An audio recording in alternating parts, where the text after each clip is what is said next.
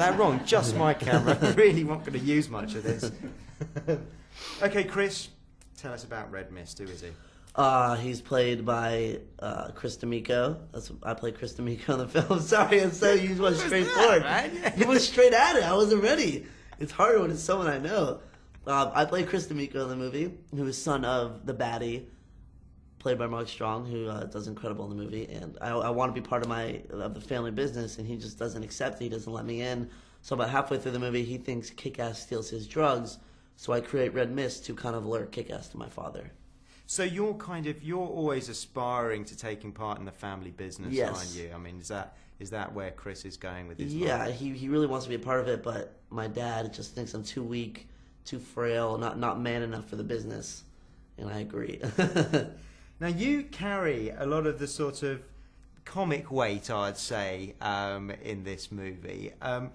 I want to know. I mean, one thing that really stuck with me. You know, when you first meet Kick-Ass, you jump down from that bin. Yeah. I just love that. Oh shit! Oh shit! Oh shit! Oh, thanks, man. Was that a bit of improvisation, and were you given some scope to improvise by Matthew? Yeah. Oh, definitely. I did a bunch of different takes on that, a bunch of different reactions to how I fall. You know, that you do the TV version where you can't swear, and then I think it's way funnier to swear because if you really injure your ankles, you're gonna yell loudly and you're gonna swear. So I did a bunch of different takes for that. And I did injure my ankles a little bit, which was very uncomfortable. But generally, Matthew would give you the sort of freedom to kind of play around with the There were script some times where, he would give me my freedom, but then sometimes he wouldn't understand my humor. There were, like, shows that I was referencing, American shows, and he'd just be like, oh, fuck off, man. Like, what does that mean? Just shut up and stick to the script. And he'd be very angry at me, but most of the time he'd give me the freedom to do it. Now, tell us when you were first approached for this. I mean, the script, I thought when I first read it all those years ago was really extraordinary. Did you read it? Yeah. You sure? Or are you just pretending to be an interviewer? No, I had to read it about 3 times. Okay. At that point, when you first read Jane and Matthew's script, how did this come across to you? Incredible. Jane, she's, her husband, Jonathan, is a big comic book fan, so she is as well, so she knows how to write for a comic book movie. It was very, very violent, very bloody, and hilarious, and that's exactly what I want in a movie. So I said, I have to audition for this, and I went in and got it. So it's the kind of film that you would like to go and see in the cinema? 100%. Unless I auditioned for it and was like runner-up and didn't get it, then I'd have like a hatred towards Kick-Ass and not see it. No, but I would definitely go see this movie. Now you've got an incredible costume, and as the film goes on, all these kind of cool toys that you sort of accumulate. Just first tell us about getting into that costume, and it's pretty out there. It is. It's amazing that Sammy, who's designed Hellboy 2 and Stardust and a bunch of other movies, she did an amazing job. And the first day I wore it, I loved it, and then about week 3 into it, I was just sick of it because it's very hard to get into. You need help getting into it. You get rashes underneath your arm from the cape, and you're sweating. The mask is like stuck to your face for hours, sweating underneath it. It's very uncomfortable. And where did that look, the hair and everything, where did that come from? That was Faye, who does the hair and makeup. She created many different wigs. She kind of chopped them about, and we kept going to Matthew and asking him which one he liked. And we came up with that one. That was really fun. I need to ask about the Mistmobile. It's fucking amazing. I don't want to answer anything about the Mistmobile. You have to. I know. I'm kidding. Tell us about it. What is that car, and what was it like to burn around the streets of Toronto in it? It's the craziest car, man. It's got mist coming out of the front. The doors don't open like regular car doors, which became a nuisance at some points when you gotta get out of the car fast. It's like psh, and it comes up from the side.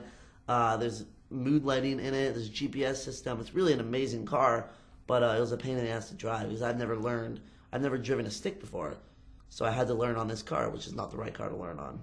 You'll be the only person back home that drives stick now. I know. Yeah, everybody drives stick out here. Aaron was like, "What the hell? You don't drive stick? What do you mean?" He wanted to be Red Mist just to do that, just to drive that car. Tell us about Aaron. He's much newer to this game than you are. Now you've seen his performance and what he's done with that sort of leading man role, if you like. I mean, what do you think of him? Incredible actor. Really got such talent, and he's still so young. He's still younger than me, even though he looks like he's like 27 now. But he's got a great future ahead of him. He really knows what he's doing. And when you first saw the film, I mean, even to me, read the script, been down with you guys on set, seen a lot of the editing process. Even when I saw the final film, it was everything that I kind of hoped, but sort of turned up to 11. Right? Yeah, it's like everything you wanted and more. That's exactly what we were going for. And you remember when you sat there and first watched it? I mean, what were the bits of it that you really enjoyed? I thought Clark Duke is hilarious in this movie, who plays Aaron's best friend, and everything that Hit Girl does in this movie, every line, every person she kills is so original, and it's so fun to watch that she really steals this movie. Chloe, now you say that, I mean, that role is borderline everything. Actually, borderline. She's gonna be the new superhero icon, and everyone's gonna look up to her. And it's almost like you don't want to like it because it's an 11-year-old girl murdering people. It's like you shouldn't like her, but you just can't help it. She's how incredible she is. It is wicked. I'd watch, if there was a Hit Girl movie, I would watch 3-4 hours of the stuff. You are a pedophile. Shut up, man. Finally, all right.